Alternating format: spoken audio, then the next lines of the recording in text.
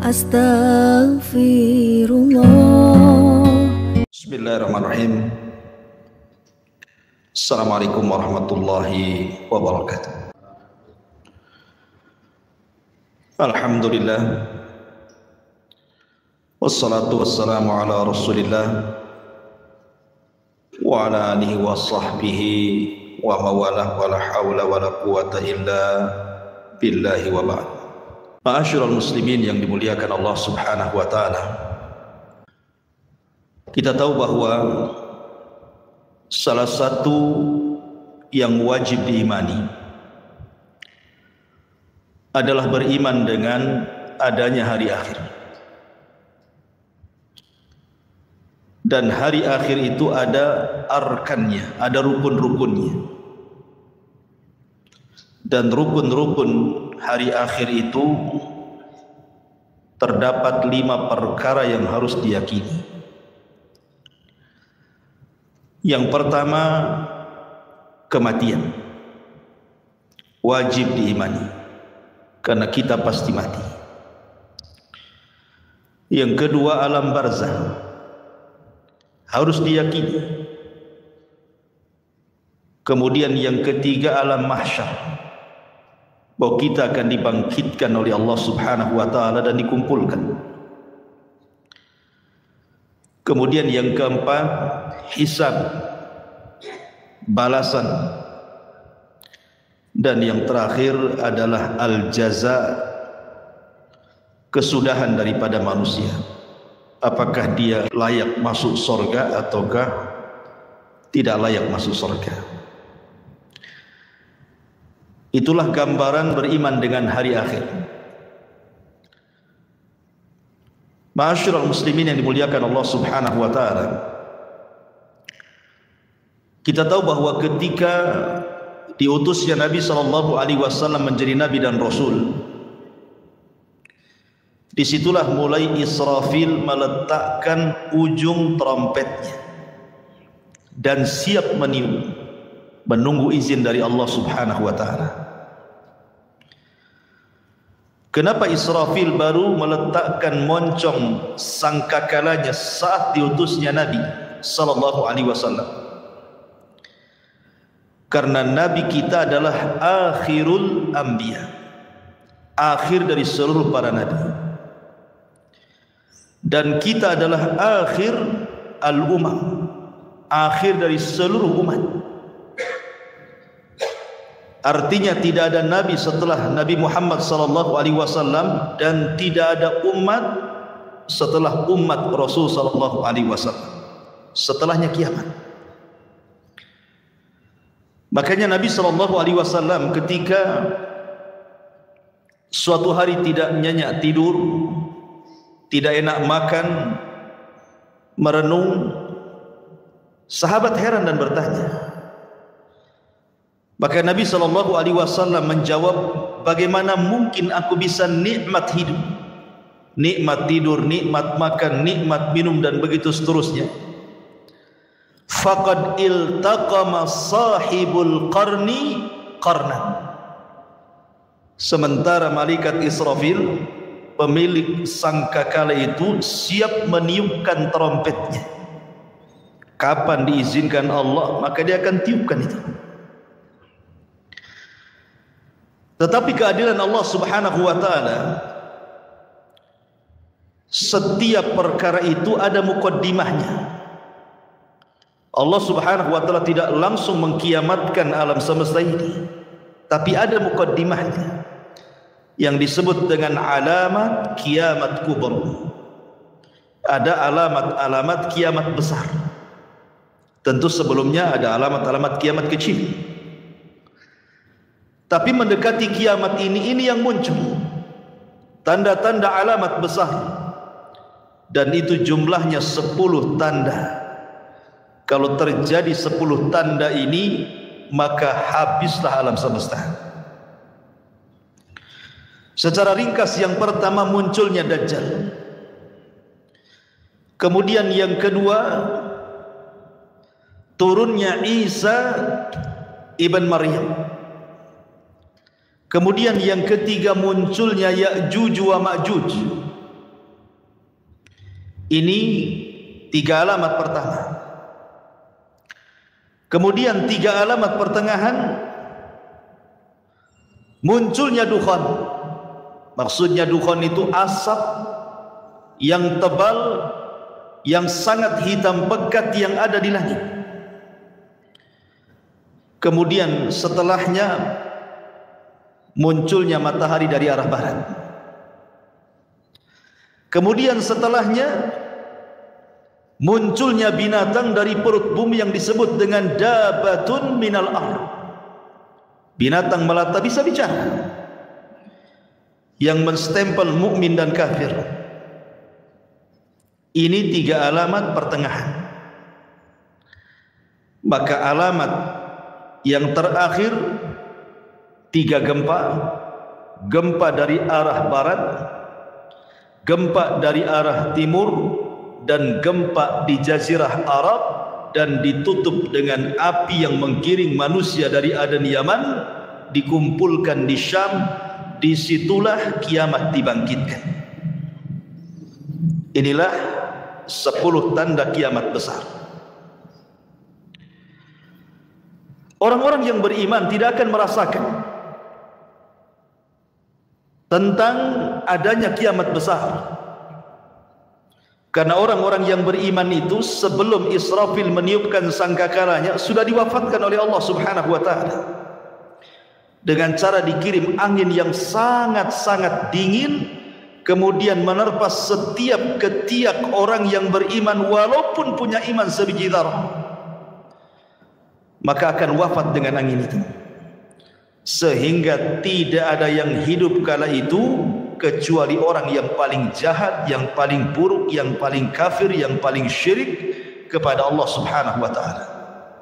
Nabi SAW bersabda, la taqumus sa'ah illa ala syiraril khalqi. Tidak akan tegak hari kiamat kecuali tegak kepada manusia yang paling buruk yang ada di permukaan bumi.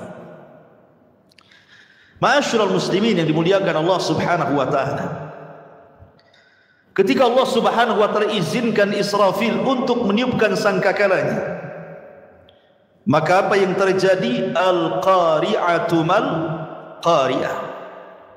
Wa ma adraka mal qari'ah? Yauma yakunun nasu kal farashil mabthus. Al-qari'ah itu adalah suara yang keluar dari trompet moncong sangkakala yang ditiup Israfil.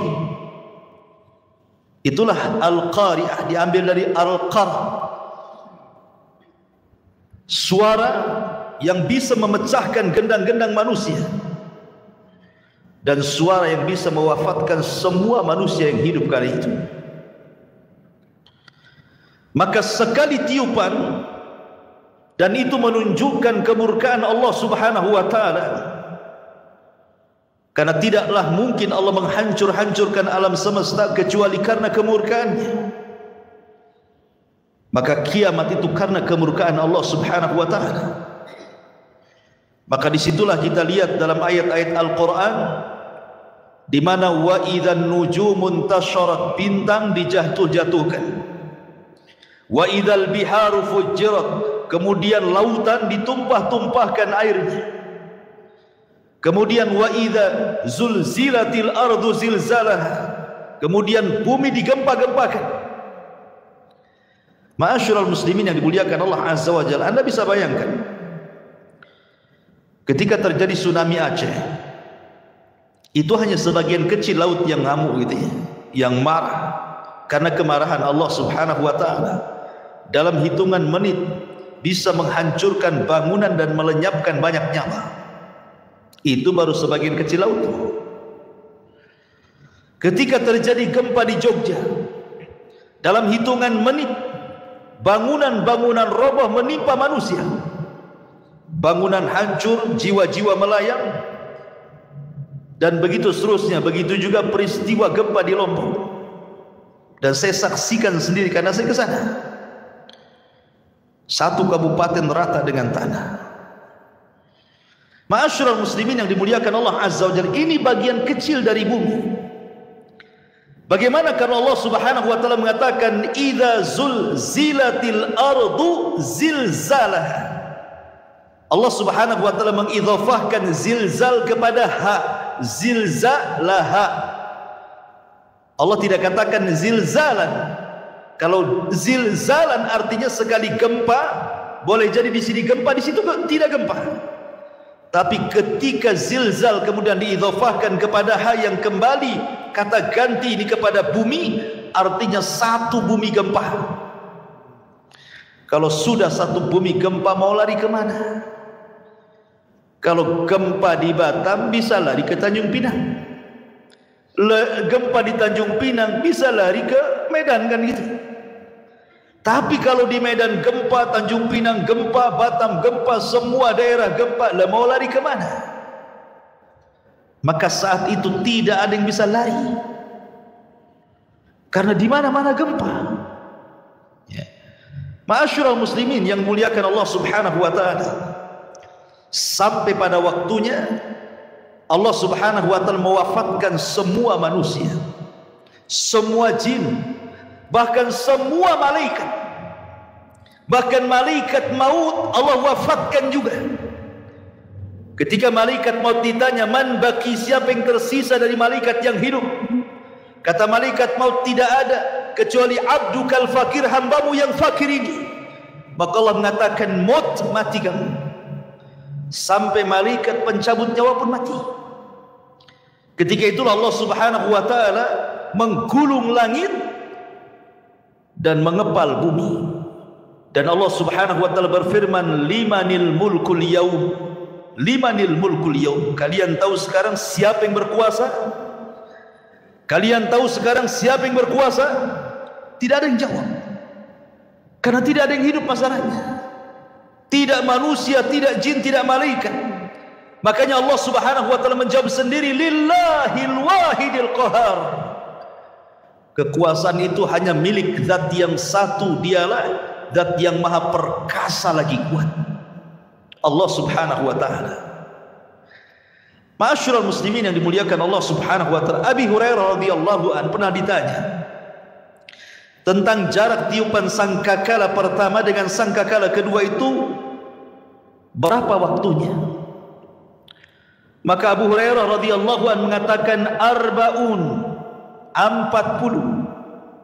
Sahabat bertanya, apakah 40 tahun wahai Abu Hurairah? Fa'abaitu, aku enggan menjawabnya. Apakah 40 bulan? Fa'abaitu, aku enggan menjawabnya. Apakah 40 minggu? Fa'abaitu, aku pun enggan menjawabnya. Apakah 40 hari? Fa'abaitu, aku pun enggan menjawabnya. Pokoknya di angka 40. Bisa 40 hari, bisa 40 minggu, bisa 40 bulan, bisa 40 tahun, wallahu a'lam. Tetapi disitulah Allah Subhanahu wa taala menghancurkan alam semesta sehancur-hancurnya. Ketika Allah Subhanahu wa taala menghancurkan sampai bumi yang kita pijak ini Allah hancurkan, Allah berfirman, yauma tubaddalul ardu ghairal ardi. Ketika Allah Subhanahu wa taala ganti bumi yang kita pijak dengan bumi yang lain. Maknanya, ada sebagian ahli tafsir mengatakan maksudnya mengganti bumi dengan bumi yang lain itu zatnya, artinya keseluruhan bumi. Allah hancurkan dulu, baru Allah hamparkan. Ada juga yang mengatakan sifatnya. Tapi yang jelas bahwa bumi yang kita pijak ini menurut pendapat yang kuat wallahu a'lam dalam bentuk bulat, nanti pada hari kiamat sudah tidak bulat lagi, tetapi Allah hamparkan sebagaimana Allah mengatakan wal ardu muddat wa alqat ma fiha wa takhallat. Dan ketika itu bumi dihamparkan dengan bentuk yang sangat putih bersih dan seolah-olah tidak pernah ada orang maksiat di atasnya. Ma'asyiral muslimin yang dimuliakan Allah Subhanahu wa taala, disinilah manusia akan dibangkitkan dengan tiupan sangkakala Israfil yang kedua. Ikhwan, ketika kiamat dibangkitkan, tidak ada satu jasad manusia kecuali Allah hancurkan. Bagaimana Allah Subhanahu wa taala bisa membangkitkan dari jasad yang dihancurkan? Ternyata Allah Subhanahu wa ta'ala tidak menghancurkan semua jasad saat kiamat dibangkitkan. Bahkan dari Adam alaihi salatu wassalam yang dikubur lebih dulu dibandingkan kita dan seluruh anak keturunannya, yang jumlah mereka tidak ada yang tahu kecuali Allah. Berapalah jumlah yang hidup di permukaan bumi sekarang ikhwan dibandingkan orang yang ada di kuburan? Tentu lebih banyak mereka. Mungkin jasad mereka sudah dimakan tanah, tetapi Allah Subhanahu wa ta'ala dengan kuasanya ada satu jasad manusia tidak dihancurkan Allah Subhanahu wa ta'ala, bagaimanapun caranya. Apa itu? Tulang ekor manusia. Tulang ekor manusia walaupun kecil itu tidak akan dihancurkan walaupun dikiamatkan bumi ini. Kenapa? Karena dari tulang ekor itulah kita dibangkitkan oleh Allah Subhanahu wa ta'ala. Jasad boleh hancur tapi tulang ekor tidak hancur. Jasad boleh hancur tapi roh tidak hancur. Roh tetap Allah Subhanahu wa ta'ala letakkan di mana? Kalau ruhnya orang-orang yang beriman Allah letakkan fil illiyin, di tempat yang paling mulia, yang paling tinggi. Tapi kalau ruhnya orang kafir diletakkan di tempat yang paling rendah, di dasar bumi yang paling rendah, yang paling dasar. Lah ketika tiupan sangkakala yang kedua, Allah Subhanahu wa ta'ala berfirman, wa akhrajatil ardu athqalaha, dan kami keluarkan beban-beban isi bumi ke permukaan. Wa alqat ma fiha wa takhallat, dan kami lempar beban bumi dan semua ada di permukaan bumi. Tentu setelah bumi diganti dengan bumi yang baru. Ini jasad, belum ada ruh. Dan bagaimana Allah Subhanahu wa ta'ala bisa membangkitkan dari tulang ekornya? Dalam hadis yang sahih Allah Subhanahu wa ta'ala mengirimkan hujan, karena asal kehidupan itu dari air, dan kami jadikan air itu segala sesuatu bisa hidup, kan itu. Wa ja'alnal ma' kulla syai'in hayy, kami jadikan air itu segala sesuatu hidup. Maka Allah akan hujani itu bumi itu. Ketika setiap tulang ekor tersentuh dengan air hujan tersebut, maka semua terlempar ke permukaan. Kemudian Allah ciptakan kembali jasad yang sudah hancur itu.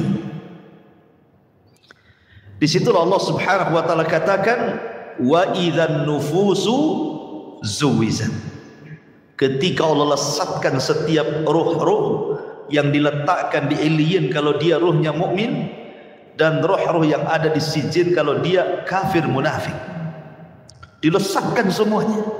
Subhanallah, tidak ada yang tertukar. Roh masuk ke jasad-jasadnya yang pernah dia tempati di bumi, semua akan melesat di situ. Disitulah terjadi dalam akidah ahli sunnah wal jamaah sebagai yaumul ba'thi wan nusyur, hari kebangkitan, di mana manusia akan dibangkitkan di situ. Bagaimana kondisi mereka dibangkitkan? Allah Subhanahu wa ta'ala menyamakan kebangkitan manusia di padang mahsyar itu dengan dua binatang. Pertama dengan laron, dan yang kedua dengan belalang. Adapun dengan laron, Allah Subhanahu wa ta'ala berfirman, al-qari'atu mal-qari'ah wa ma adraka mal-qari'ah yauma yakunu an-nasu kal farash. Farash itu artinya laron yang berhamburan. Tetapi dalam ayat yang lain Allah mengatakan kal jaradil muntashir, seperti belalang-belalang yang berterbangan. Satunya laron berhamburan, satunya belalang berterbangan. Apa bedanya? Menurut ulama akidah, adapun ketika Allah Subhanahu wa ta'ala menyamakan hari kebangkitan itu manusia seperti laron, itulah permulaan kebangkitan. Di mana ketika manusia bangkit ikhwan, manusia itu tidak tahu harus kemana. Karena padang pasir itu la ma'lama fi, tidak ada tanda sama sekali. Karena tanah itu putih bersih, Tidak ada tanda sama sekali, ketika di dunia banyak tanda. Ini desa, ini kecamatan, ini ibu kota, ini gang, ini jalan, ini lorong, dan begitu seterusnya. Ini kota, ini desa, ini hutan. Di dunia ada maklam, ada tanda. Tapi di akhirat tidak ada tanda masalahnya. Anda mau lari kemana? Mau cari rumah siapa? Sementara ketika Allah Subhanahu wa ta'ala ganti bumi itu datar, tidak ada yang meninggi, tidak ada yang merendah, tidak ada gunung, tidak ada bukit, tidak ada lembah, semua datar. Kenapa Allah ciptakan seperti itu? Supaya menampung manusia sejak zaman Adam sampai yang terakhir mati. Kalau sekarang bumi dalam bentuk sekarang dibangkitkan sejak Adam sampai sekarang, mungkin bumi tidak akan cukup. Karena ada tempat-tempat yang tidak layak dihuni, kan gitu. Tetapi ketika bumi didatarkan, tidak ada yang meninggi, tidak ada yang merendah, tidak ada gunung, tidak ada bukit, tidak ada lembah, semua orang bisa bangkit di situ. Ma'asyiral muslimin yang dimuliakan Allah Azza wa Jalla, ketika awal bangkit itulah Allah mengatakan seperti laron. Antum perhatikan laron, apabila ada lampu datang laron. Laron ini kalau terbang tidak ada aturan. Nabrak kawannya, tiba-tiba besoknya sudah sayapnya bertebaran di mana-mana, jatuh sana kemari, kan? Begitulah kondisi laron. Itulah awal kebangkitan. Manusia lari ke sana, lari ke sini, tidak tahu kemana harus dituju. Nabrak sana, nabrak sini. Baru setelah kemudian ada panggilan di satu titik, agar mereka mendekati kepada panggilan yang Allah Azza wa Jal perintahkan malaikat untuk memanggil, barulah mereka tertib mengarah ke satu titik. Itulah yang disebut dengan jaradil muntashir, seperti belalang. Karena belalang ini kalau terbang bersama koloninya, dia jelas kemana arahnya. Makanya Allah Subhanahu wa ta'ala menyebutkan dengan dua binatang, belalang dan laron. Baru ke satu titik. Ma'asyiral muslimin yang dimuliakan Allah Subhanahu wa ta'ala, di sini ada peristiwa yang luar biasa. Saat terjadi kiamat, ikhwan, semua bintang dan galaksi dijatuhkan dan ditubruk-tubrukan, kecuali dua bintang yang tidak dijatuhkan. Pertama matahari dan bulan tidak dijatuhkan. Justru matahari yang tidak mungkin berjumpa dengan bulan. Karena ketika terbenamnya matahari muncul bulan, ketika bulan kemudian terbenam muncul matahari. Tidak mungkin bulan berjumpa dengan matahari. Tapi nanti pada hari kiamat Allah katakan wa jumi'a syamsu wal qamar. Allah gabungkan matahari dan bulan jadi satu. Inilah makhluk yang Allah Subhanahu wa ta'ala kemudian diletakkan di atas kita 1 mil pada hari kiamat. Sampai rawi hadis ragu-ragu tentang bahasa mil dalam hadis itu. Apakah mil itu maknanya jarak? Ya, ada meter, ada kilo, ada mil. Ataukah mil itu alat untuk bercelak yang hanya 1 jengkal di atas kepala? Wallahu alam, kata perawi hadis ini. Anggaplah 1 mil itu di atas kepala itu maksudnya mil jarak. Itu saja ikhwatu fiddin sudah luar biasa panasnya, apalagi kalau di atas kepala. Padahal di dunia ini Allah Subhanahu wa ta'ala sudah berikan keadilan, kan? Di mana matahari diletakkan pada porosnya, disesuaikan dengan daya kehidupan manusia, sehingga manusia tidak terlalu kedinginan, tidak terlalu kepanasan. Allah letakkan persis di porosnya. Kalau seandainya matahari yang di porosnya ini mendekat sedikit ke bumi, terbakar bumi. Kalau seandainya matahari di porosnya menjauh dari bumi, bekulah bumi. Makanya Allah letakkan itu supaya tidak beku dan tidak terbakar, pas di tempatnya. Tetapi Allah Subhanahu wa ta'ala pada hari kiamat Allah kumpulkan matahari dan bulan. Walaupun kesudahannya matahari dan bulan ini kemana? Dimasukkan ke dalam jahannam. Sampai sahabat bertanya, Rasul, apa dosa matahari? Kenapa dimasukkan ke dalam jahannam? Maka Rasul mengatakan, dimasukkan matahari dan bulan bukan berarti dua makhluk ini berdosa, tidak. Tetapi ingin membuktikan bahwa keduanya bukan Tuhan. Biar para penyembah bintang di bumi, para penyembah matahari dan bulan tahu bahwa matahari dan bulan itu bukan Tuhan. Makanya dipendamkan ke neraka. Sehingga ahlun nar melihat matahari yang dipendamkan ke neraka, rupanya keduanya bukan Tuhan. Ya, memang bukan Tuhan.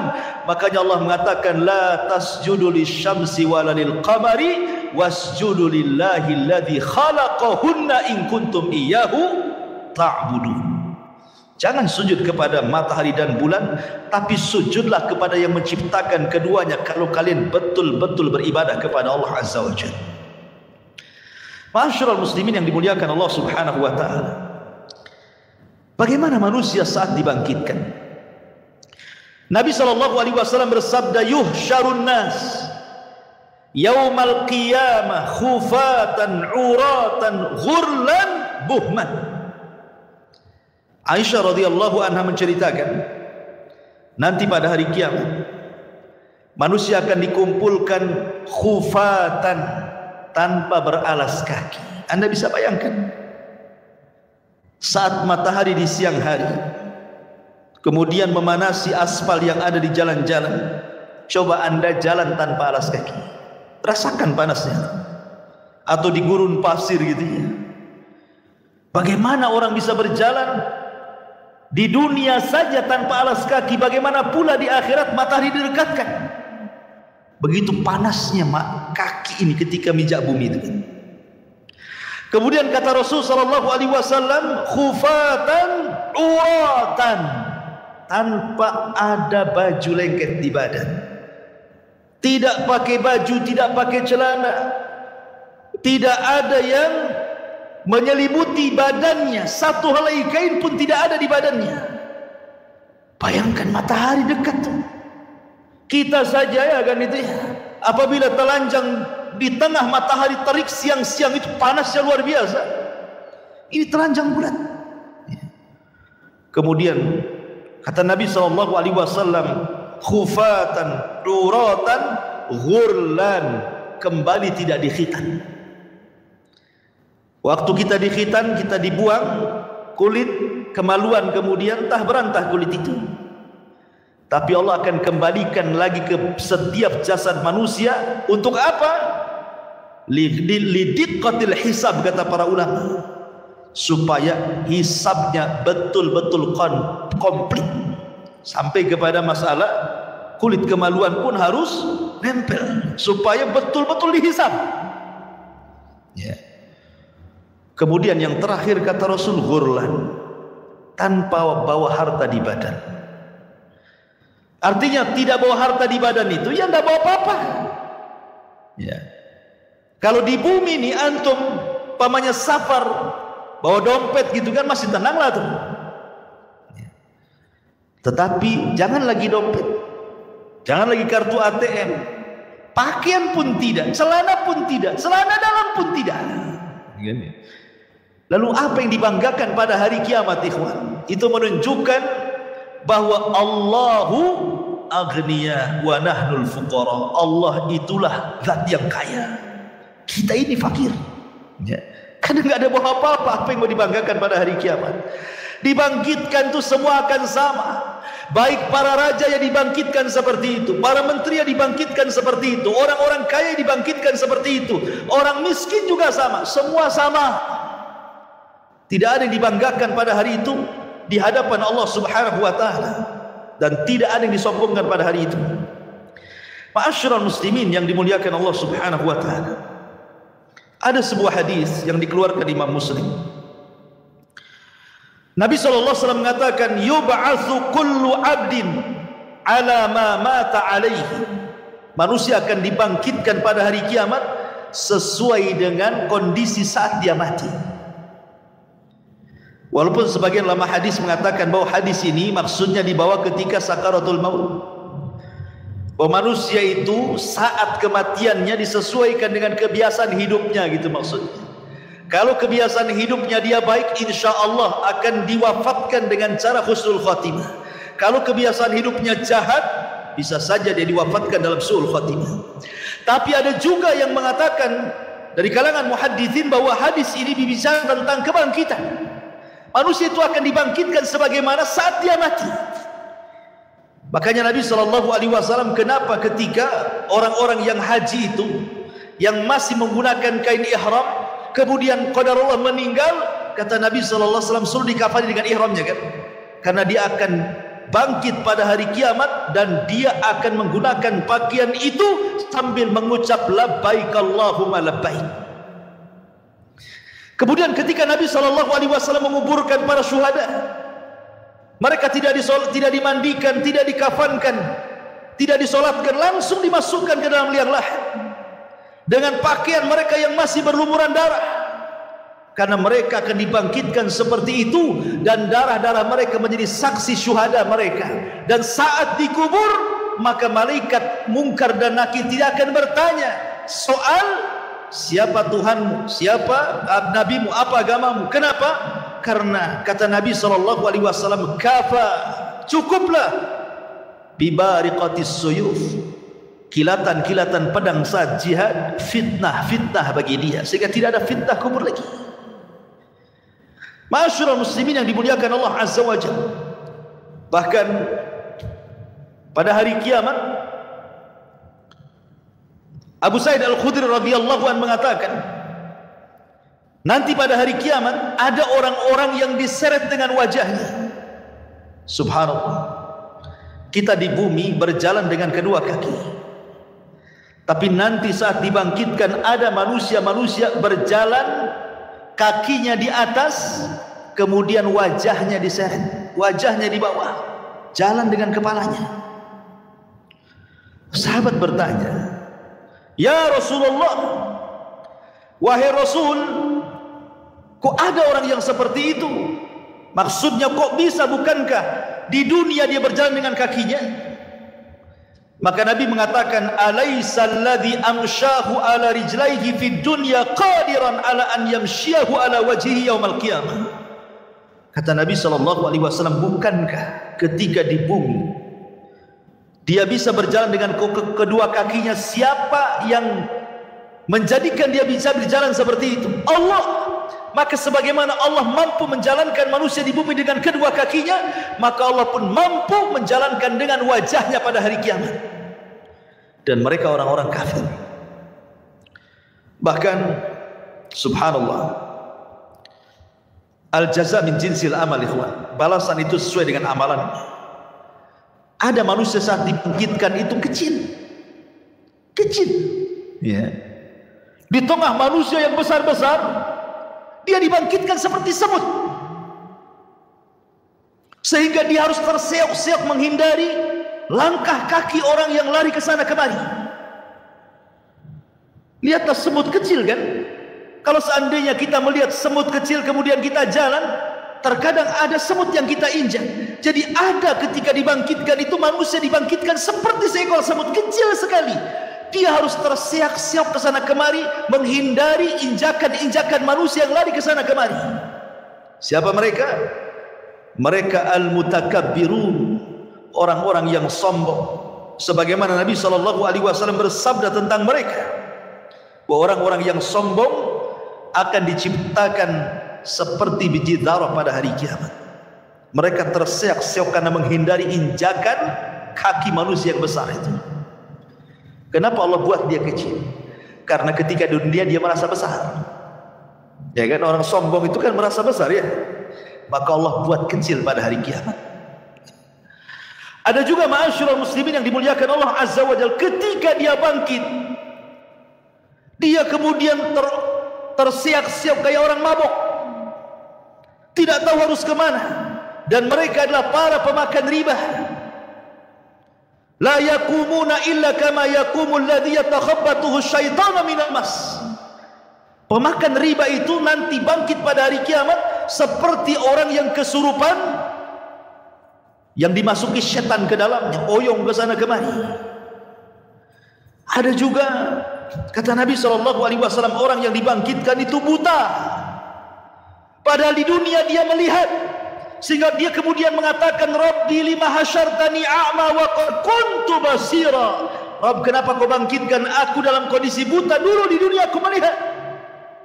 Maka Allah Subhanahu wa taala mengatakan, ya, karena engkau ketika di dunia melupakan ayat-ayatku, sekarang kulupakan kau buat buta, kata Allah Subhanahu wa ta'ala.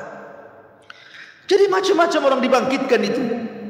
Ada yang berteriak-teriak memanggil-manggil Allah Subhanahu wa ta'ala, ya Rabb, ya Rabb, tapi Allah tidak memandangnya sama sekali. Ada orang-orang yang tidak akan pernah dipandang pada hari kiamat, bahkan tidak akan diberikan rahmat, bahkan sudah disediakan azab yang pedih. Subhanallah. Kalau sampai kita tidak dipandang oleh Allah Subhanahu wa ta'ala, berarti kita akan merasakan peritnya neraka jahanam. Siapa mereka? Kata Nabi SAW, salasatun la yukallimuhumullahu yawmal qiyamah wa la yuzakkihim wa la yanzuru ilaihim wa lahum adzabun alim. 3 orang tidak akan diajak bicara pada hari kiamat, tidak akan disucikan, tidak akan dilihat, bahkan azab sudah menunggu mereka. Pertama, syekhun zani, sudah tua tapi suka berzina, menunjukkan akhlaknya buruk. Kemudian yang kedua, malikun kadzab, raja pendusta, penguasa para pendusta, mendustakan rakyatnya. Wa'ilun mustakhbir, sudah miskin sombong pula dia. Kemudian juga Rasul mengatakan, salasatun la yukallimuhumullahu yaumal qiyamah. Ada juga orang-orang yang tidak akan diajak bicara oleh Allah Subhanahu wa ta'ala, tidak akan disucikan, tidak akan dilihat. Bagi mereka azab yang pedih. Al-musbil, orang yang melembrehkan pakaiannya di bawah mata kaki. Al-mannan, orang yang suka mengadu domba ke sana kemari. Al-munfik sil'atahu bil halifil kadib, seorang pedagang untuk melariskan dagangannya berdusta dengan sumpah kepada Allah Azza wa Jalla. Mereka tidak akan diajak bicara, mereka tidak akan dilihat oleh Allah Subhanahu wa ta'ala. Termasuk juga rajulun ata rajulan au imra'atun fi duburi, atau seseorang laki-laki yang melakukan homoseksual, tidak akan diajak bicara, tidak akan disucikan, tidak akan dilihat oleh Allah. Atau seorang laki-laki yang berhubungan lewat dubur istrinya, tidak akan diajak bicara, tidak akan disucikan, bahkan tidak akan dilihat oleh Allah Subhanahu wa ta'ala. Termasuk juga imra'atun la tashkuru li zawjiha, istri yang tidak pernah bersyukur kepada suaminya. Istri yang tidak pernah bersyukur kepada suaminya. Apabila suaminya mendatangkan banyak kebaikan, hanya satu kesalahan, dia mengatakan engkau tidak pernah berbuat baik. Bersyukur kepada suaminya. La yanzurullah ila imra'atin la tashkuru li zawjiha. Allah tidak akan melihat kepada seorang wanita yang tidak pernah syukur kepada suaminya. Jadi ada orang-orang yang tidak akan dilihat Allah. Dia panggil-panggil ya Rabb, ya Rabb, Allah tidak peduli dengan orang itu. Bahaya ikhwan, kalau sampai tidak dilihat oleh Allah Subhanahu wa ta'ala. Lah ketika itu ma'asyiral muslimin, maka Allah Subhanahu wa ta'ala mulai pisah-pisahkan manusia itu. Awalnya kan berkumpul tuh jadi satu. Sejak zaman Adam sampai yang terakhir mati terkena trompet sangkakala Israfil, dibangkitkan semuanya. Di situ masih kumpul para nabi, para syuhada, para siddiqin, para salihin, orang awamnya, dari mulai zaman Adam sampai yang terakhir masih satu di padang mahsyar itu. Baru Allah pisah-pisahkan di situ. Apa kata Allah Subhanahu wa ta'ala? Kata Allah Subhanahu wa ta'ala, hei, siapa yang di antara kalian ketika di dunia menjadi para pemimpin yang adil, keluar kalian kemari, berdirilah di bawah arsy Allah Subhanahu wa ta'ala, kalian mendapatkan naungan. Kemudian dia panggil lagi, hei orang-orang yang ketika di dunia hatinya terikat dengan masjid, kemari keluar dari situ. Di sini kalian mendapatkan naungan dari arsy Allah Subhanahu wa ta'ala. Kemudian dipanggil lagi, hai orang-orang yang ketika di dunia suka berinfak sampai tangan kirinya tidak tahu diinfakkan tangan kanannya, sedekahus sir. Kemari keluar. Kamu harus bergabung di sini. Kau mendapatkan naungan arsy Allah Subhanahu wa taala. Kemudian juga dipanggil yang lainnya, wahai anak muda yang ketika di dunia menjaga kehormatannya, tidak mau berzina karena takut kepada Allah, keluar, gabung di sana. Di sana kau mendapatkan naungan arsy Allah Subhanahu wa taala. Termasuk kalian yang saling mencinta karena Allah, membenci karena Allah, keluar, gabunglah kau di situ. Itulah yang disabdakan Nabi sallallahu alaihi wasallam, sab'atun yudhilluhumullahu fi dhillihi yauma la dhilla illa dhilluh. 7 orang yang akan mendapatkan naungan di hari yang tidak ada naungan kecuali naungan Allah Subhanahu wa taala. Mereka akan dikeluarkan, ya, akan dikelompokkan sesuai dengan amalan mereka, gitu maksudnya. Termasuk ahli sedekah, karena sedekah itu as-sadaqatu, bahwa sedekah itu akan mendapatkan naungan pada hari kiamat. Ma'asyiral muslimin yang dimuliakan Allah Subhanahu wa taala, lalu berapa waktu mereka harus tinggal di padang mahsyar itu? Ulama mengatakan bahwa mereka akan tinggal di padang mahsyar itu 50.000 sana, 50.000 tahun. Tentu 50.000 tahun ini berlaku kepada orang-orang kafir, berlaku kepada orang-orang munafik dan orang-orang mujrim. Tapi orang-orang yang beriman tidak. Hisab mereka cepat. Kenapa? Karena usianya juga pendek. Kata Nabi SAW, a'maru ummati baina sittina wa sab'in. Usia umatku itu berkisar 60 sampai 70 tahun saja. Karena usianya pendek, hisabnya pun cepat. Tapi kalau umat dulu kan usianya lama-lama, sehingga hisabnya juga lama. Makanya orang-orang yang beriman, mereka akan tinggal di padang mahsyar itu cuman setengah hari. Tapi setengah harinya kehidupan akhirat. Berapa setengah harinya kehidupan akhirat? Allah mengatakan, inna yauman inda rabbika ka alfi sanatin mimma ta'udun. Satu hari kehidupan akhirat bila dibandingkan dengan kehidupan dunia sama dengan 1000 tahun. Berarti setengah harinya 500 tahun. Jadi orang-orang yang beriman akan tinggal 500 tahun saja. Sementara orang kafir akan tinggal 50.000 tahun kehidupan akhirat, tinggal dikali 1000 tahun kehidupan dunia. Berapa lama mereka harus tinggal di situ, ikhwan? Begitulah Allah Subhanahu wa taala hendak mengadili mereka seadil-adilnya. Ma'asyiral muslimin yang dimuliakan Allah Azza wa Jalla. Jadi manusia itu dibangkitkan dengan berbagai macam gaya. Makanya Allah mengatakan ashtatan liyurau a'malahum. Ashtah, ya, ashtah itu artinya bangkitnya macam-macam. Ya, tadi ada yang buta, ada yang oleng gitu ya. Ada yang kepalanya di atas, kepalanya di bawah, kakinya di atas gitu ya. Ada yang kemudian pincang jalannya, macam-macam orang itu dibangkitkan. Kemudian habis itu dikelompok-kelompokkan, ahli sedekah dengan ahli sedekah, ahli Quran dengan ahli Quran, ahli solat dengan ahli solat, dan begitu seterusnya. Ma'asyiral muslimin yang dimuliakan Allah Azza wa Jalla, disinilah banyak peristiwa yang akan dilalui. Apa saja peristiwa setelah kematian itu? Kalau boleh saya singkat, nanti saya bentangkan sedikit. Yang pertama sudah saya jelaskan, kebangkitan. Yang kedua, hasyar, pengumpulan manusia di padang mahsyar. Kemudian yang ketiga, al-haud, telaga. Manusia akan minum dari telaga.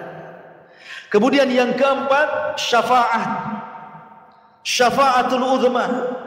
Orang meminta syafaat kepada para nabi. Kemudian yang kelima, dimulai hisab. Kemudian yang keenam, barulah kemudian diterbangkan catatan. Baru ada yang mengambil dengan tangan kanan, tangan kiri, dan di belakang punggungnya. Kemudian yang nomor 7, barulah ada mizan, timbangan.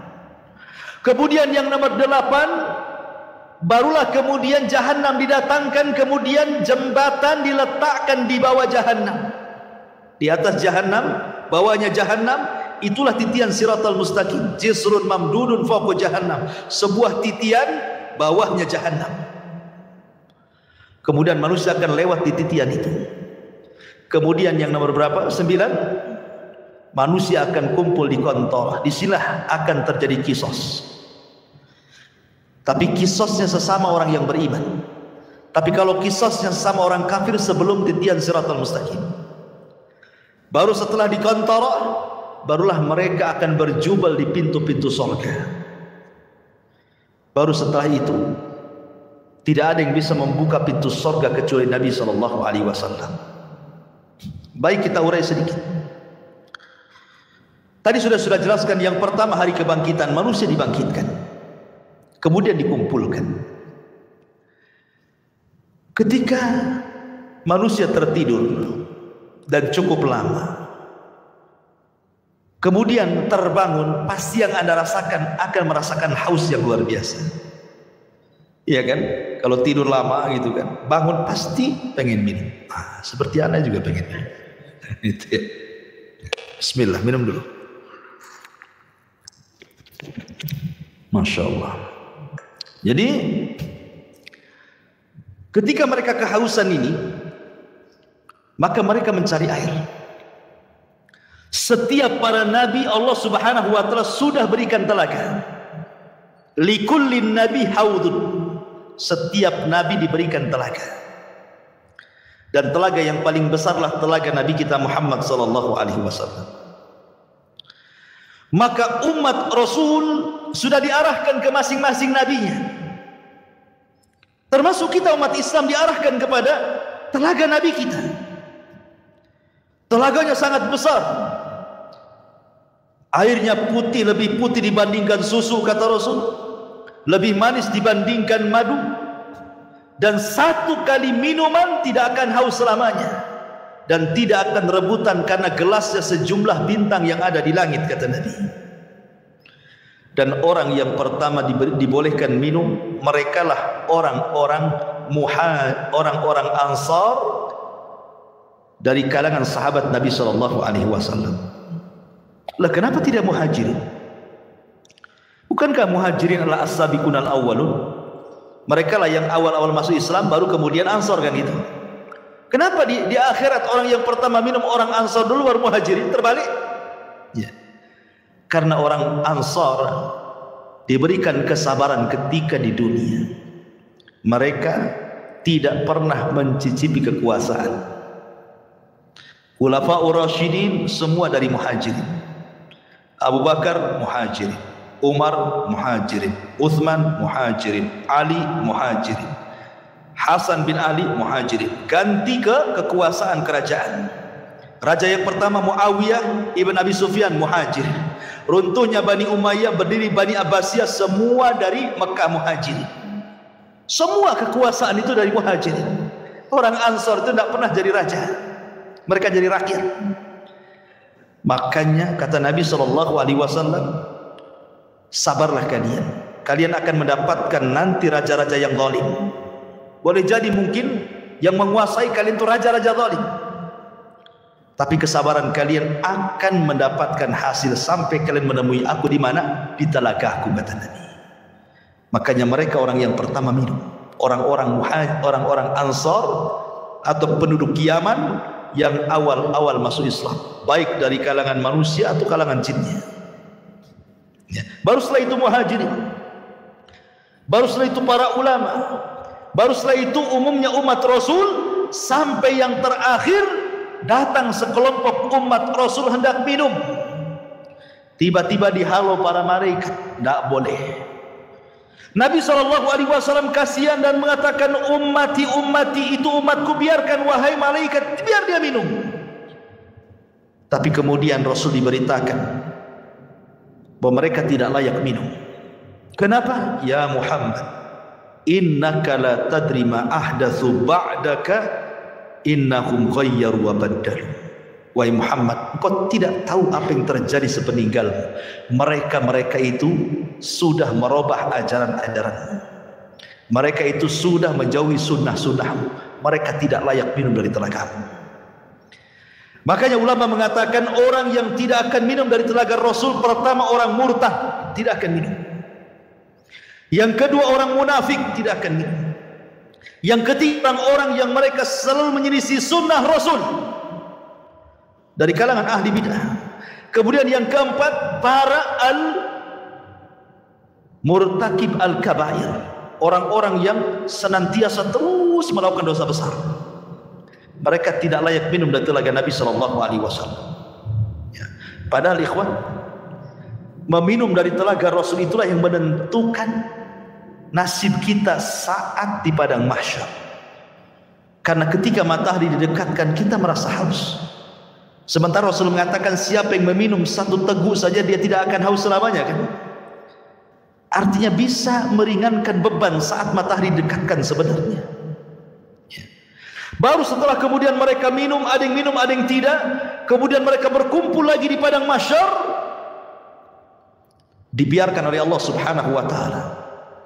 Dengan matahari didekatkan, kemudian keringat dicucurkan, sampai-sampai keringatnya membanjiri, sampai kalau seandainya ada perahu dijalankan, perahu bisa jalan di keringatnya. Karena ada yang tenggelam selutut, ada yang tenggelam sepusat, ada yang tenggelam sedada, ada yang tenggelam telinga, ada yang tenggelam betul-betul dengan keringatnya sesuai dengan amalannya. Ya. Ma'asyiral muslimin, ini menakutkan karena kumpulnya mereka saja sudah menakutkan. Kenapa menakutkan? Karena ketika di kuburan saja mereka sudah takut. Kan kalau orang-orang yang beriman masuk kuburan itu dibentangkan surga, ya kan? Ketika dia sanggup menjawab pertanyaan malaikat, siapa Tuhanmu? Allah. Siapa Nabimu Muhammad? Apa agamamu? Islam. Allah akan mengatakan dari langit, an sadaqa abdi, hambaku telah benar. Kalau begitu, bentangkan pintu dari surga, hantarkan makanan, hantarkan minuman, hantarkan pakaian, hembuskan angin dari surga supaya wangi kuburannya, kan itu. Artinya dia bisa melihat surga di kuburan. Tapi orang kafir, munafik dan ahli dosa, ketika dia tidak sanggup menjawab apa kata Allah, sempitkan kuburan sesempit-sempitnya, kan itu. Kemudian bentangkan neraka di hadapannya. Makanya ketika kemudian terjadi hari kiamat, mereka sudah melihat neraka saat di kuburan tuh. Makanya mereka sudah ketakutan luar biasa. Dari situlah akhirnya kemudian ketika Allah biarkan saja di padang mahsyar seperti itu, mulailah orang-orang berakal di antara mereka datang kepada Adam. Ya Adam, anta abul bashar, kau ini bapak manusia. Isfa' lana ila rabbik, mintalah syafaat kepada Rabbmu. Ala tara ila ma nahnu fi, tidakkah kau iba kepada kami, lihat kondisi kami. Tapi Adam mengatakan tidak bisa, karena aku sudah pernah melakukan maksiat sehingga Allah murka, dan kemurkaannya tidak pernah terjadi sebelum dan sesudahnya. Sebaiknya kau kenuh saja, datang kepadanya. Sama juga jawabannya. Kata Nuh, sebaiknya kau datang kepada Ibrahim. Sama pula jawabannya. Tidak bisa juga. Kata Ibrahim, sebaiknya kau datang kepada Nabi Musa. Musa pun sama. Bahkan kata Musa, sebaiknya datang kepada Isa. Jadi antara Adam, Nuh, Ibrahim, Musa, Isa, semua mengatakan nafsi, nafsi, urus diri kalian, katanya. Kata Isa bin Maryam, sebaiknya kalian datang kepada Muhammad sallallahu alaihi wasallam. Maka mereka datang kepada Rasulullah. Baru Nabi SAW tidak menolak permintaannya dan mengatakan ana laha, kan ku coba, kata Musa. Maka Nabi SAW berangkat sendiri, kemudian mendekati arsy Allah, kemudian sujud di bawah arsy dengan sujud yang sangat lama. Kemudian Allah datang dan mengatakan irfa ra'saka ya Muhammad. Kata Allah Subhanahu wa taala, angkat kepalamu wahai Muhammad. Sal qul tusma, sal tu'ta, isfa tushaffa. Katakan kau didengar, minta kau diberi, mintalah syafaat, ku beri kau syafaat, kata Allah.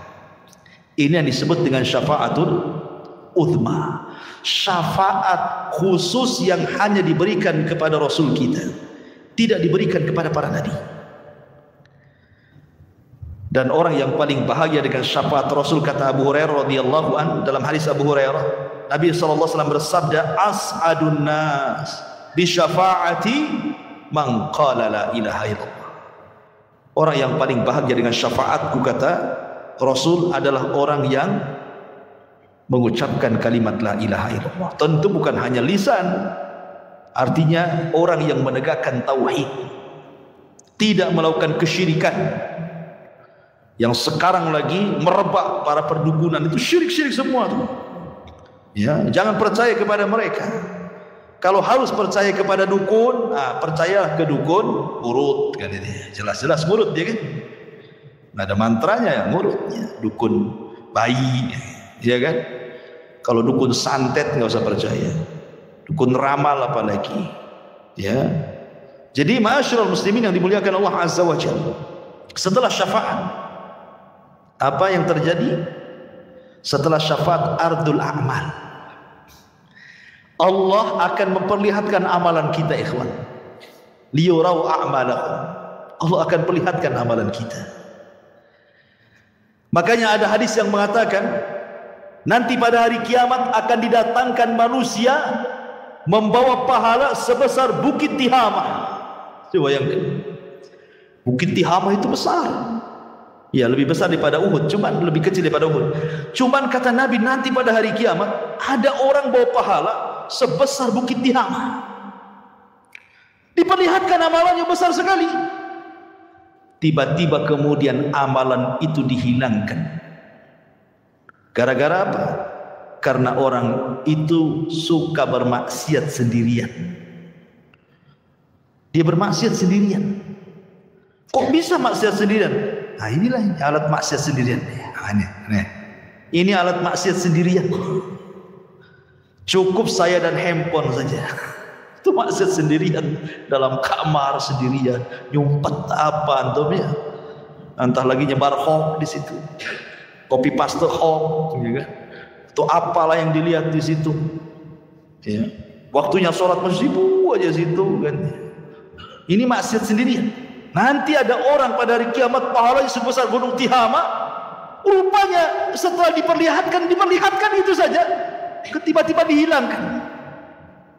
Kemudian ditanya kenapa dihilangkan? Itulah akibat maksiat sendiri, kesendirian tadi. Ada juga orang yang datangkan, masya Allah, di dunia ahli sedekah. Ahli sedekah. Ada masjid perlu bangunan disumbang dia, ada madrasah perlu uang disumbang dia, ada fakir miskin butuh biaya disumbang dia. Tidak ada tempat kecuali sumbang dia.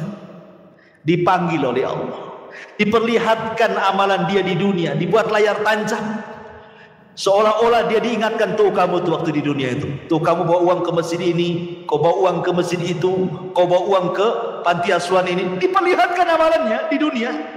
Kemudian Allah mengatakan, betul itu kamu tuh yang jalan ke sana kemari? Oh iya, dengan bangganya. Itu saya, wahai Allah. Ya. Kemudian Allah mengatakan, untuk apa kau amalkan itu? Maka dia mengatakan, saya bersedekah untukmu ya Rabb. Kata Allah, kadzabta, dusta kamu. Kadzabta, dusta kamu. Engkau bersedekah itu supaya engkau dianggap dermawan. Engkau bersedekah itu supaya engkau dianggap pemurah. Engkau bersedekah itu supaya dipuji manusia. Kadzabta, dusta kamu. Oh, akhirnya malaikat bawa ini seret ke neraka. Didatangkan lagi para mujahidin. Kemudian diperlihatkan bagaimana saat jihad dia banyak membunuh musuh, akhirnya dia mati syahid. Diperlihatkan sama Allah itu, betul kamu itu? Oh iya, itu saya, wahai Rabb. Apa yang melakukan? Ustushhidu fik, aku mati syahid karenamu ya Rabb. Kata Allah, kadzabta, dusta. Itu bukan. Kau ini perang hanya supaya orang menganggap kau pahlawan saja. Kau pemberani supaya dikenang orang. Tidak. Kadzabta, dusta kamu. Seret, masukkan dia ke neraka. Didatangkan lagi orang pakar Quran, alim bil Quran. Sehari-harinya dia baca Quran, dia ajarkan Al-Quran, dia baca Quran, dia tegak kepada Allah dengan Al-Quran. Diperlihatkan, betul kamu itu yang semalaman salat dengan membaca Al-Quran? Oh iya, itu saya, wahai Rabb, katanya. Untuk apa kau lakukan? Oh, qara'tu fikal Quran, aku baca Quran untukmu ya Rabb. Kadzabta, dusta kamu. Kamu membaca Quran itu supaya manusia menganggap kau qari, ahli pakar Quran. hebat dalam Quran dan begitu seterusnya. Kadzabta, dusta kamu, syahid ke neraka. Jadi ada orang-orang yang diperlihatkan amalannya, itu disebut ardul a'mal namanya. Baru setelah ardul a'mal masuk pada perkara hisab. Ikhwan, hisab ini mencakup pertama orang kafir, kedua orang munafik, ketiga orang yang beriman. Adapun orang kafir ada yang mengatakan tidak dihisab. Apa yang mau dihisab? Amalannya sudah lebur-lebur. Makanya Allah mengatakan a'maluhum karamadin istaddat bihi, amal mereka sudah habis, lunas di dunia saja nggak diterima. Lalu apa yang mau dihisab? Ada yang berpendapat tidak akan dihisab orang kafir, langsung ke jahanam. Tapi ada juga mengatakan tetap dihisab, hanya sekedar formalitas untuk menunjukkan keadilan Allah Subhanahu wa taala. Orang munafik lebih jahat dibandingkan orang kafir. Maksudnya munafik i'tiqad ya, bukan munafik amal. Apa bedanya munafik i'tiqad dengan amal? Kalau munafik i'tiqad itu zahirnya Islam, hatinya kafir. Jadi dia masuk Islam dengan badannya, keluar dari Islam dengan hatinya. Tapi kalau munafik amal ini masih muslim, dia hanya meniru sifat munafik. Kalau ngomong dusta, kalau janji khianat, itu munafik amal namanya. Beda ya. Dia tidak dikeluarkan dari Islam. Jadi munafik yang dikeluarkan dari Islam itu yang mendohirkan Islam, menyembunyikan kekufuran, seperti orang-orang orientalis dan begitu seterusnya. Ya, kan ada orang-orang misionaris yang ingin memurtadkan kaum muslimin, pura-pura masuk Islam.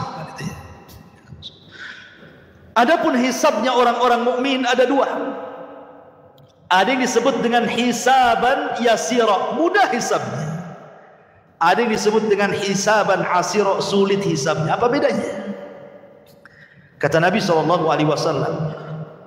hisab yang mudah itu, orang ini akan ditanya oleh Allah Subhanahu wa taala semua apa yang dilakukan dia di dunia, tetapi dia tidak diwajibkan untuk menjawab, hanya mengiyahkan saja. Betul kamu zina? Iya. Betul kamu rampok? Iya. Betul kamu ini? Iya. Betul kamu itu? Iya. Betul kamu sholat? Iya. Betul kamu puasa? Iya, ya, gitu saja. Ya. Habis itu Allah tutupi aibnya dan Allah ampuni dosanya. Itu hisab yasir, mudah. Tapi hisabnya ada yang sulit. Bagaimana caranya? Ketika dia tanya soal amalannya, dia bantah. Dia membantah Allah. Kamu judi? Enggak. Itu bantah namanya. Korupsi? Enggak. Jadi sehingga harus datangkan saksi. Kata Nabi SAW, manukisha udzib. Siapa yang ketika dihisab ada bantah-bantahan, maka akan diazab orang ini. Ya, itulah disebut hisaban asir, hisab yang sulit. Kalau dia sampai bantah-bantahan, berarti dia mendapatkan hisab yang sulit. Tapi kalau tidak ada bantah-bantahan, dia hanya sekedar ikrar, menetapkan apa yang ia lakukan saja, habis itu Allah tutup dan Allah ampuni, berarti dia mudah hisabnya. Ya. Itulah yang disebut dengan hisab mudah dan hisab sulit. Lah, setelah kemudian manusia dihisab, baru terjadi tatayurus suhuf. Suhuf diterbangkan. Disuruh kita mengambil catatan kita masing-masing. Orang-orang yang beriman dengan bangganya dia mengambil dengan tangan kanannya. Kemudian dia mengatakan kepada manusia, "Iqra kitabak", lihat bukuku, baca katanya. Dia sudah tahu isinya apa. Tetapi orang-orang kafir, dia ambil dengan tangan kirinya dan dia mengatakan, "Duhai, kiranya aku tidak pernah punya catatan seperti ini." Datang orang munafik, diambil lagi dari belakang punggung dengan tangan kirinya lagi. Ya. Baru setelah itu terjadi mizan, timbangan. Apa yang ditimbang? Badannya, amalannya, dan catatan yang dibawanya. Faman thaqulat mawazinu fahuwa fi isyatir radiyah. Kalau berat timbangan kebaikannya, dia akan mendapatkan kehidupan yang diridhoi oleh Allah. Faman khaffat mawazinu fa ummuhu hawiyah wa ma adraka ma hiya narun hamiyah. Tapi yang kemudian khaffat, ringan kebaikannya, berat pula keburukannya, maka dia masuk ke neraka hawiyah. Ya. Ma'asyiral muslimin yang dimuliakan Allah Subhanahu wa taala. Baru setelah proses mizan timbangan, baru kemudian Allah Subhanahu wa taala akan datangkan apa? Jahannam. Allah mengatakan waji'a bi jahannam. Pada hari itu akan didatangkan neraka jahannam.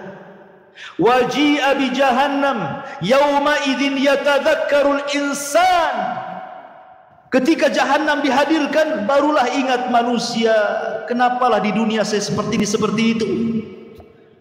Kemudian malaikat akan datang bersaf-saf, wal malaku saffan saffa. Disitulah Allah Subhanahu wa taala akan datang dan akan mengajak bicara satu persatu hamba-hambanya. Ada yang diajak bicara, ada yang tidak diajak bicara, sebagaimana sudah saya jelaskan tadi. Ya. Baru setelah itu titian dibentangkan, jisrun mamdudun fawqa jahannam. Jadi akan diletakkan semacam jisr. Jisr itu jembatan. Ya. Yang Nabi SAW katakan tentang masalah jembatan ini, kalau boleh saya ringkas, jembatan ini amat sangat licin. Jembatan ini menggelincirkan. Jembatan ini memiliki besi pengait yang sangat besar. Jembatan ini mudah terpeleset karena bukan lurus tetapi berbelok-belok dan bergerak. Jembatan ini lebih halus dibandingkan rambut, lebih tajam dibandingkan pedang. Ya, jembatan ini akan membelah telapak kaki manusia, sehingga tidak semua orang selamat dari titian ini. Lah ketika jembatan ini dibentangkan, kemudian Allah mengatakan wasiqal ladzina kafaru ila jahannama zumara. Allah langsung masukkan orang kafir, tidak pernah masuk titian orang kafir itu, langsung dimasukkan ke dalam jahannam. Sehingga yang tersisa cuma dua, mukmin dan kafir. Lalu Allah berikan cahaya untuk modal melewati titian itu. Ada yang seperti kilat atau di ujung saja. Ada yang seperti kuda balap atau di ujung saja. Ada yang seperti pelari kencang atau di ujung saja. Ada yang jalan, ada yang merangkak, ada yang jatuh bangun, begitu seterusnya. Karena ada kalalib di situ, ada kait mengait, ya, yang ujungnya seperti duri dan akan menghantam siapa saja. Kemudian kalau sudah terlempar dari jisr itu, dari titian itu, maka akan sampai di dasar jahannam itu setelah 70 tahun. Karena Rasul yang mengatakan, ketika ada suara dor gitu kan, Rasul mengatakan di hadapan para sahabat, tahu nggak kamu suara apa itu? Sahabat nggak tahu.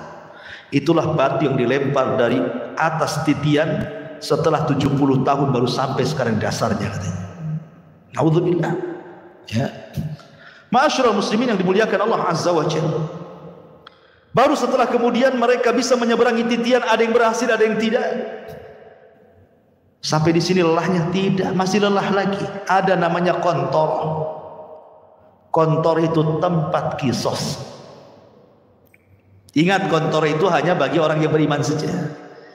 Tapi kalau kisosnya antar orang kafir atau orang mukmin mendolimi orang kafir atau orang kafir mendolimi orang yang beriman, itu sebelum titian. Karena orang kafir tidak mungkin naik ke titian. Jadi kalau ada orang Islam mendolimi orang kafir, terjadi kisos di sini. Kalau ada orang kafir mendolimi orang kafir, terjadi kisos di sini. Termasuk juga binatang akan dikisos. Sampai Rasul mengatakan binatang yang bertanduk dengan binatang yang tidak bertanduk, yang ketika di dunia ditanduk sama binatang yang bertanduk, akan didatangkan tuh, dicabut tanduknya, kemudian diletakkan ke yang tidak bertanduk. Allah mengatakan tanduklah dia sebanyak dia menanduk kamu di dunia. Disaksikan oleh manusia itu kisos kepada binatang itu, semua akan dikisos. Ya. Yang buaya makan kambing gitu ya. Kemudian harimau makan kancil, semua akan terjadi kisos. Tapi selesai kisos, selesai hisab, apa kata Allah? Kuni turaba, jadilah kalian tanah. Maka binatang-binatang itu semua jadi tanah. Orang-orang kafir menyaksikannya, tiba-tiba mereka mengatakan, ya laitani kuntu turaba. Duhai kiranya aku jadi tanah seperti binatang itu, katanya. Mungkin tidak, mustahil. Ya. Lah ini kalau kisosnya Sebelum titian ini bagi orang-orang kafir, sementara kisosnya orang-orang yang beriman setelah titian. Inilah yang dikenal dalam hadis Nabi SAW sebagai hadis muflis namanya. Hadis orang bangkrut. Kata Nabi, atadruna mal muflis hadil ummah? Tahu nggak kamu orang bangkrut di antara umatku ini? Sahabat ya polos saja, orang bangkrut ya orang gulung tikar, usahanya kolab, nggak punya dinar, nggak punya dirham. Oh, itulah orang bangkrut, kata Nabi. Bukan. Orang bangkrut itulah orang yang datang dengan pahala salat, pahala puasa, pahala zakat, pahala lain-lainnya. Di satu waktu dia pernah mendolimi si fulan, mencaci maki, memukul si fulan, menumpahkan darah si fulan, mengambil harta si fulan, dan begitu seterusnya. Di sini terjadi antara barter pahala dan dosa. Jangan ke situ dulu kan, sini.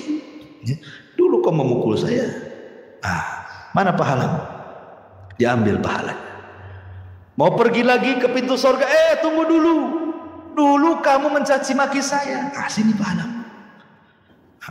Berangkat lagi, tunggu dulu. Dulu kau yang menginjak kaki saya. Tunggu dulu. Akhirnya banyak orang yang minta pahala dia, habis pula pahalanya. Ketika habis pahalanya masih ada juga, ingat gak? Dulu kok yang ambil uang saya. Sini pahalanya. Saya tak ada pahala.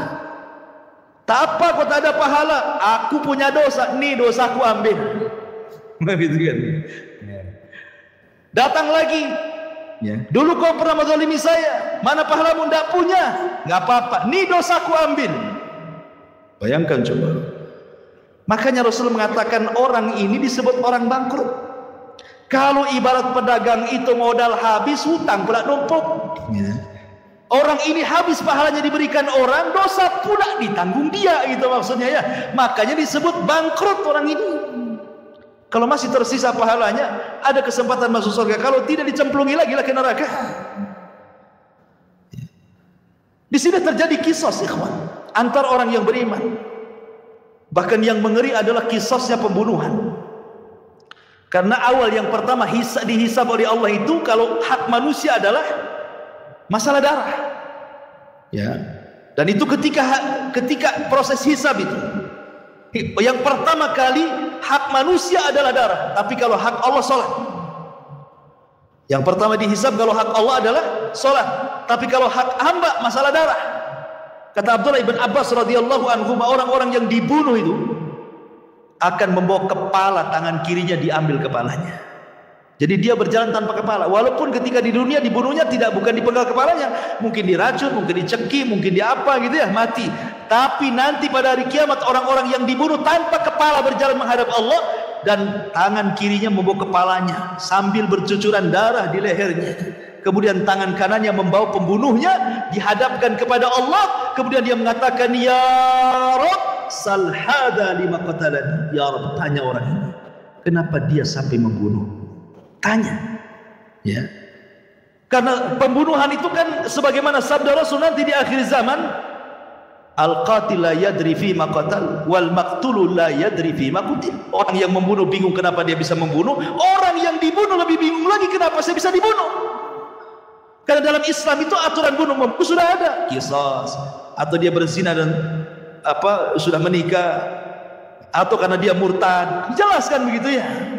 Tapi gara-gara rebutan parkir bunuh-bunuhan, gara-gara waris bunuh-bunuhan, gara-gara masalah sedikit utang piutang bunuh-bunuhan, ini akan terjadi kisos. Dan kisos ini akan diulang. Walaupun di dunia kisos ini berlaku, tetap akan diulang. Karena yang namanya kisos itu belum memuaskan sebuah keadilan, walaupun sesuai dengan syariat Islam.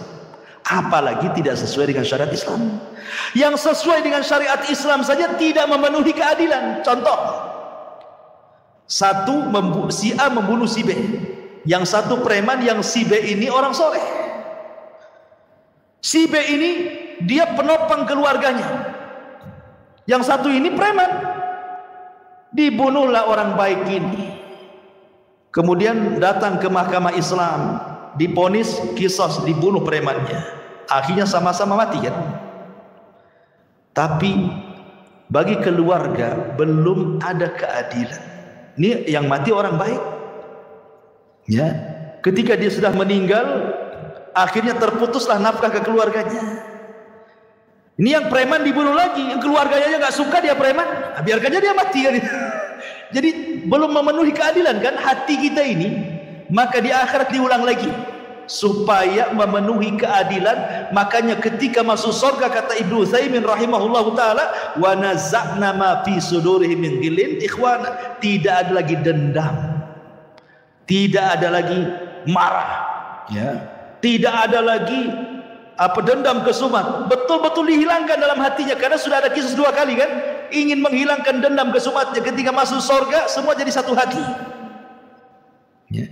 Jadi terjadi kisah itu kembali ke kontora. Nah, setelah kontora itulah adalah pintu-pintu surga. Disitulah manusia berjubel di pintu-pintu surga. Kata Rasul, sayati alaikum zaman kadidu minaz ziham, akan datang waktunya manusia berdesak-desakan di pintu surga. Tidak ada yang bisa membuka pintu surga. Sampai pun Adam tidak bisa buka pintu surga kecuali Nabi kita Muhammad SAW. Ana awal man aftatihu babal jannah. Saya orang yang pertama kali membuka pintu surga. Ketika Rasul buka pintu surga, tiba-tiba ada wanita mau mendahului masuk ke dalam surga, ya. Ada perempuan lari mau mendahului Nabi masuk surga. Kata Rasul, tunggu dulu, siapa kamu? Maka wanita dia mengatakan, saya wanita yang merawat banyak anak yatim. Ya, dari sini kata para lihat bagaimana para pengkafil yatim berdua sama masuk ke dalam surga. Itulah yang dinamakan ana wa kafilul yatim fil jannati kahataini. Aku dan para perawat anak yatim itu seperti ini di surga, kata Nabi. Ya kan? Tetapi yang jelas bahwa di sini Rasul yang pertama kali masuk surga ya bukan wanita ini. Cuma dia mau bersama Nabi, mau mendahului Nabi, cuma di stop kan gitu ya. Bagaimanapun yang pertama membuka pintu surga Rasul, yang pertama masuk ke dalam surga pun Nabi sallallahu alaihi wasallam. Adapun kehidupan di surga tentu kehidupan yang luar biasa, karena bagaimanapun Rasul yang mengatakan a'dadtu li ibadis salihin ma la ainun ra'at wa la udhunun sami'at wa la khatara ala qalbi bashar, gitu ya. Aku siapkan di surga itu kenikmatan yang tidak pernah dilihat mata, didengar telinga, terlintas pun tidak. Subhanallah, ya. Ma'asyiral muslimin yang dimuliakan Allah Subhanahu wa taala. Lah, surga itu bertingkat-tingkat. Ada sebuah hadis ketika menjelaskan tentang keutamaan qari'ul Quran, para penghafal Quran atau para penggemar membaca Quran. Kata Nabi sallallahu alaihi wasallam, ini di surga nih. Iqra wartaq warattil kama kunta turattil fid dunya fa inna manzilataka inda akhiri ayatin taqra'uha. Kata Rasul menjelaskan nanti di surga Allah akan memerintahkan para penghafal Quran atau orang-orang yang gemar membaca Quran, bacalah. Subhanallah, Quran ini bukan hanya dibaca di dunia, di surga pun dibaca, ya. Bacalah, naiklah. Karena nanti ahli surga itu akan diberikan rop-rop sayap di belakangnya untuk naik ke tingkatan-tingkatan di atas. Naiklah, terbanglah, ya. Dan pelankan bacaanmu, tartilkan bacaanmu sebagaimana kau di dunia mentartilkan bacaan Quran, di surga pun kau tartilkan. Nanti akhir kedudukanmu di surga sesuai dengan akhir ayat yang kau baca di dunia, kata Nabi. Kata Ibnu Taimiyah, Syekhul Islam Ibnu Taimiyah ketika memberikan catatan kepada hadis ini, bahwa tingkatan di surga itu sejumlah ayat dalam Al-Quran. Berapa ayat dalam Al-Quran itu? 6.500 kurang lebih. Itu jumlah ayat dalam Quran itu 6.500 kurang lebih. Artinya tingkatan di surga itu ya segitulah jumlahnya, 6.500 kurang lebih. Yang 100 tingkatan disediakan oleh Allah untuk para mujahidin fisabilillah, lebihnya sesuai dengan amalannya. Berarti di sini menunjukkan bahwa surga itu banyak, 650 lebih, 6.500 tingkatan lebih. Sementara satu surga itu luasnya selangit dan di sebumi, dan satu tingkatan ke tingkatan berikutnya itu perjalanan 500 tahun. Semakin tinggi sorga, semakin indah tingkatannya. Karena sorga itu sifatnya darajat tangga ke atas. Kalau neraka itu sifatnya darokat, tangga ke bawah makin jelek. Kalau sorga ke atas makin baik, gitu maksudnya. Makanya orang naik lebih lelah dibandingkan orang terjun. Coba lu terjun, tinggal jegur aja kan. Naik, capek sampai ke atas. Makanya ke sorga itu perlu tenaga, perlu lelah, perlu letih. Ke neraka tidak perlu. Tinggal jegur aja antum ke situ. Jadilah antum penduduk neraka. Nggak perlu antum beli, nggak perlu antum bayar, nggak perlu pakai uang, dan tidak perlu sekolah. Orang maksiat itu tidak perlu sekolah. Kalau ibadah itu perlu sekolah karena ada ilmunya. Sholat aja ada ilmunya. Gimana takbiratul ihram, apa yang mau dibaca? Maksiat tidak perlu sekolah, tidak perlu S2 maksiat itu. Tamat TK aja bisa maksiat. Makanya tidak lelah orang masuk neraka itu, tapi enak. Itulah makanya ikhwatu fiddin, kenapa sorga itu dibaluti dengan makari, hal-hal yang tidak suka, sementara neraka itu dibaluti oleh syahwat, hal-hal yang orang suka masuk ke situ. Lah sorga yang bertingkat-tingkat ini Allah Subhanahu wa ta'ala berikan kepada siapa? Orang-orang yang masuk ke dalam sorga sesuai dengan tingkatannya. Bahkan di sorga itu minimal satu orang itu mendapatkan 2 istana. Paling sedikit orang yang masuk sorga itu dapat 2 istana. Kalau seandainya di dunia antum dapat 2 rumah di Sukajadi yang paling dalam, yang paling mewah itu, wah udah senang sekali. Tapi sayang rumah di Sukajadi nggak seberapa dibandingkan rumah di sorga. Cuman karena nggak kelihatan, makanya malas untuk bangun rumah di sorga. Maunya di dunia saja karena nampak gitu ya. Lah jadi paling sedikit orang masuk sorga itu, setiap orang mukmin masuk sorga minimalnya 2 istana Allah berikan. Kenapa? 1 istana solid milik dia, 1 istana itu milik orang kafir yang masuk neraka, diwariskan kepada orang yang beriman. Tilkumul jannah uristumuha, itulah sorga yang diwariskan kepada kamu. Jadi minimalnya 2. Dan Allah mengatakan waliman khafa maqama rabbih jannatan, bagi yang takut kepada Rabbnya maka dia Allah berikan 2 sorga. Tapi kita bisa lebih daripada hanya 2 istana. Bahkan setiap hari antum bisa menambah istana itu dengan mudah. Kata Rasul, barang siapa yang membaca qul huwallahu ahad Allahus samad lam yalid walam yulad walam yakul lahu kufuwan ahad 10 kali dalam sehari semalam, banallahu lahu baitan fil jannah, Allah akan bangunkan antum istana di sorga tanpa modal. Cukup baca qul hu 10 kali. Modal? Tidak. Modal ngomong saja.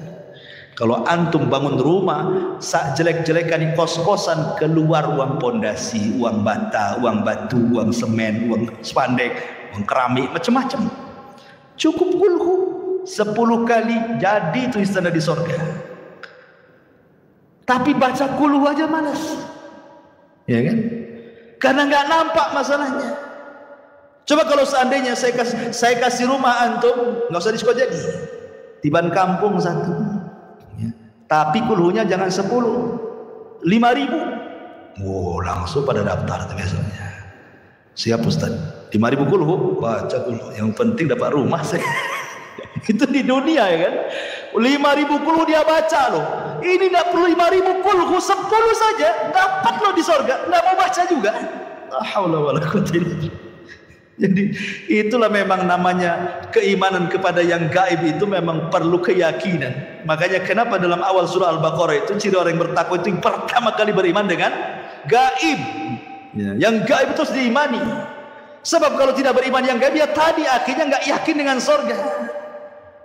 Bukti nggak yakin dengan sorga, Allah pilih amalan-amalan yang bisa membangunkan istana di sorga, nggak juga orang tertarik. Ada bangun masjid nih. Kan bangun istana di sorga tidak harus 1 masjid dia bangun. 1 sak semen pun jadi itu antum bangun rumah di sorga. 1 keping keramik pun jadi. 1 lonjor besi pun jadi. Tidak juga nyumbang. Oke, ini modal Ustaz, saya tidak ada duit.